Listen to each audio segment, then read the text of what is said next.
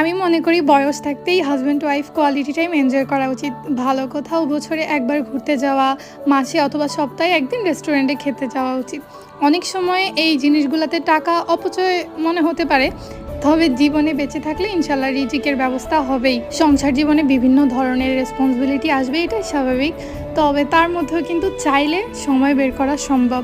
তারপর যখন আপনি দেখবেন একটা সময় আপনার ছেলে তার বউকে নিয়ে ঘুরতে যাচ্ছে, কিংবা মেয়ে তার জামাইকে নিয়ে ঘুরতে যাচ্ছে, তখন এই জিনিসগুলোতে আপনার খারাপ লাগবে না, বরং আপনার কাছে অনেক ভালো লাগবে। সো আমি মনে করি এখনই সময়, এখনই লাইফটাকে এনজয় করেন, নিজের প্রিয় মানুষটার সাথে একটু সময় কাটান, আলাদাভাবে কোথাও ঘুরতে যান, যাতে ইন ফিউচারে আপনার ছেলেকে যখন দেখবেন আপনার ছেলের বউকে নিয়ে ঘুরতে যাচ্ছে, কিংবা মেয়েকে যখন দেখবেন তার হাজব্যান্ডের সাথে ঘুরতে যাচ্ছে, তখন যাতে আপনার কোনো রকম আফসোস ফিল না হয়, বরং ভালো লাগে।